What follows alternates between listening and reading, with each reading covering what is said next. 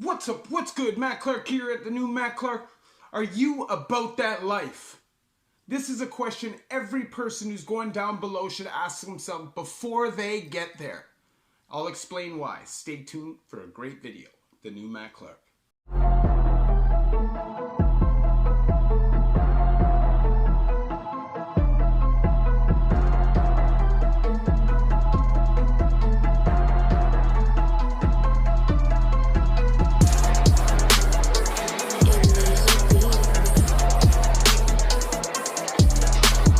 So what's up? What's good? Matt Clark here at the new Matt Clark. How are each and every one of you doing on this amazing Monday?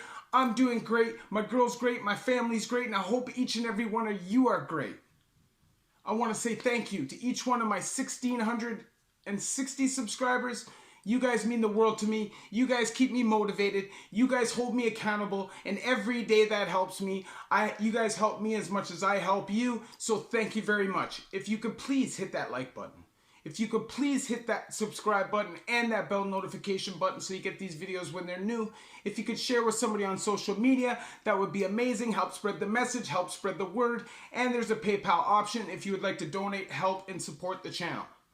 So like I said in the intro, are you about that life? If you're going down below, or you know anybody who's going down below, this is a question they should ask themselves before they get there. And why? Because this question is going to help you decide where you're going to go, what direction your bid is going to go in, okay? Because if you don't think this through, you could really go in a bad direction that puts your life in danger without even realizing it. So first of all, you need to understand, how far are you prepared to take it? How far are you prepared to take it? Are you prepared to ride for a squad? Are you prepared to ride for yourself? Or are you prepared to ride nothing at all? Okay, this is something you need to ask yourself. Then you need to ask yourself, how smart am I going to be in the process of picking my dogs, okay? Or am I going to look for dudes that play the role, act hard, look like the typical con? Or am I going to hang out with the quiet dude who stays out of trouble, who may be the silent type, dangerous type, but you never know.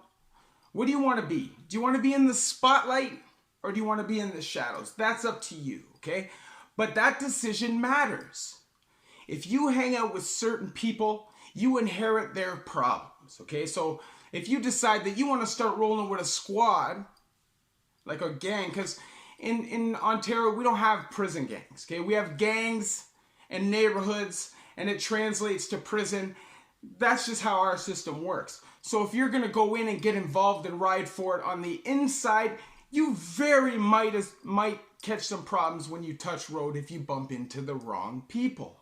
And that's always a threat. If you fight somebody in prison, if you get in a knife fight with somebody in prison, you don't know who that person is on the street. They may be a shooter, they could be a killer, and they may take any little thing personally, and that could get you shot on sight. You just never know. So you need to make sure you think every decision through down there. You need to understand who your opponent is if you're going to strike or fight somebody. But that's neither here nor there. It's also about what kind of direction do you want your bid to go in terms of comfort? Because if you take the loud route, take it from me, you're going to be in segregation a lot. The coppers are going to be effing with you. They're going to be waking you up early every morning, giving you as many misconducts as they can. You'll be losing canteen, or if you're in the States, that's commissary. Stuff like that will get in your way. Or you can play the smart, quiet type and get none of those problems. But that all depends on you. So I've personally had my bids go two different ways. So I've had bids where I'm getting in trouble, I'm in seg, I'm involved in the subculture, dirty urinalysis, smoking and getting blazed every day, just totally F authority, okay? I've done multiple bids like that. Or you can do your bid where you actually try to use that time wisely and grow, to read, get as many classes as you can. Maybe try to find a hidden talent like writing or drawing or something like that. Hit the gym, hit the bag, box, play sports, get yourself in shape mentally and physically so when you hit the street, you're better prepared to be successful. Or you can get involved in the gooned out lifestyle, stay involved in the problems, stay involved in the politics, and when you get out, you're exactly the same person, except you get out with an even worse reputation because of your bit. Now you got POs aiming for you, now you got feds aiming for you, you have zero support in the street, and before long, you're right back behind the wall, possibly with new charges. The hamster wheel begins. I'm going to tell you a story, okay? And this is more about what I was talking about before, but doesn't matter. And it was in provincial, but it doesn't matter. Because it relates to us, who you're going to associate when you're in the system. Who's going to be your dogs? Who are you going to trust? Who are you going to roll with? So I knew this dude, okay? He had a guy that was a celly for a year. They played cards, trained, fought people, shared food, had VIs together. Everything. A year and a half later, the man gets out. He goes, meets the man because he's supposed to link him for some dope. He brings $1,500. The man sticks a shotgun in his mouth and takes him for everything he has as if he's never met him. This is a guy that he had a friendship with for a year. And just like that, that person was willing to throw that away.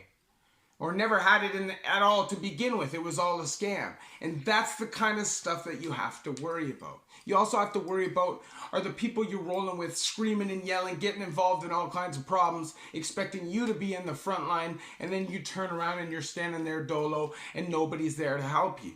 Because that can happen as well. I'm telling you, when I first went in, I said to myself, how far am I willing to take this? And the first time through, it was pretty much as far as I could go without killing somebody because, you know, I'm not a killer. That's not me. That's not who I want to be. That's just not who I am. But I'm definitely prepared to protect myself with my life. And I'm definitely prepared to ride for the people that I roll with as my dogs. And that doesn't mean me and you daps in the yard, do a couple push-ups together. That doesn't necessarily mean me and you are on riding terms, okay? That conversation has to happen. It's not just me and you talk, so you expect me to be there riding for you.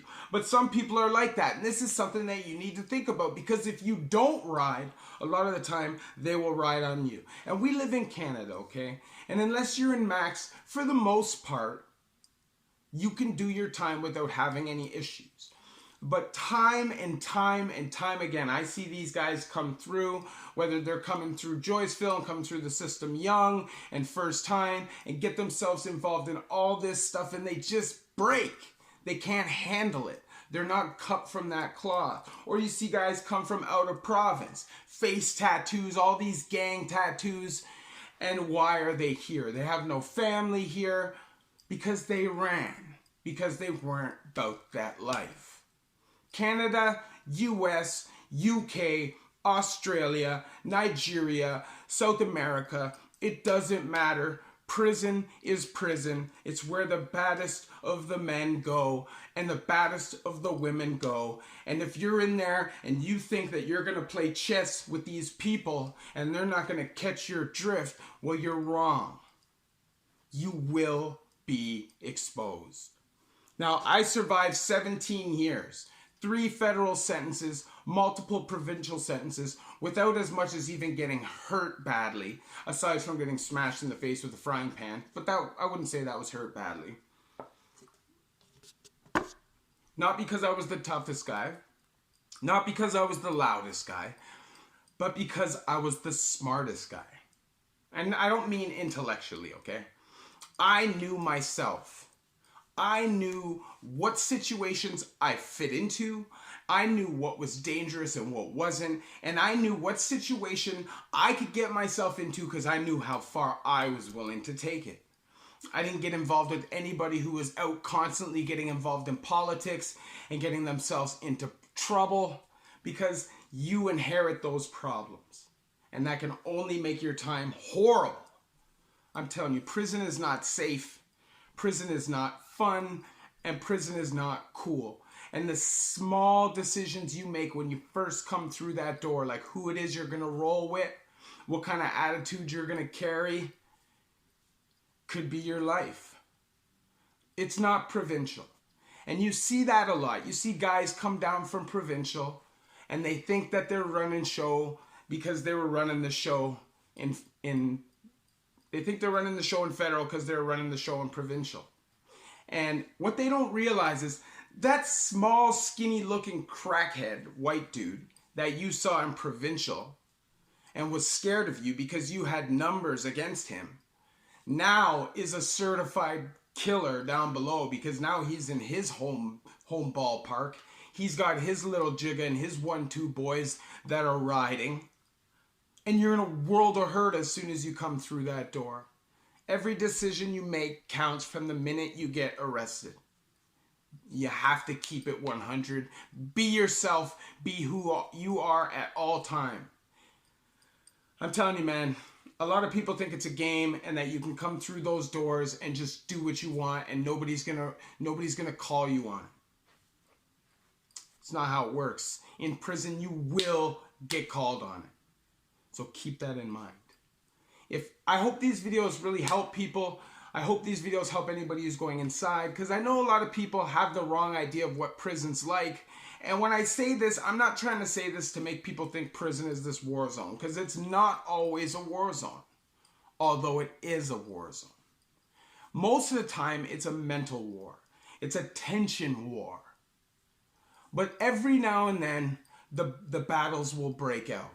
And if you're involved on one of those sides, you'll be expected to ride.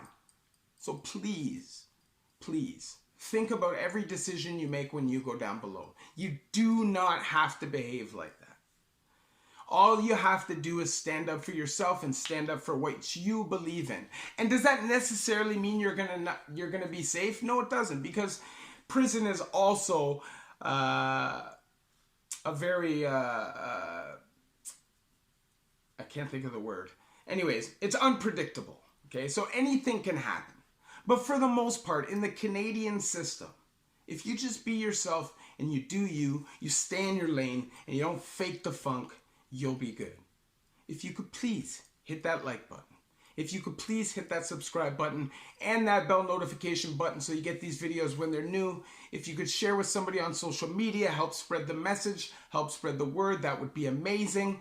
If you would like to donate, help, and support the channel, there's a PayPal option. The link will be in the description. As I say at the end of every video, these videos are for information purposes only. Obviously, the goal is not to glamorize. The goal is to get as many people out of that lifestyle as possible, even if just my words help them, whether it's the criminal lifestyle or the addiction lifestyle. Neither of them are worth it. I'm going to be doing a video on addiction. My next video, it'll probably be 2 days from now. I just want to say, man, I'm super blessed from the support that I've gotten from everybody. It means the world to me. Thank you very much. The new Matt Clark.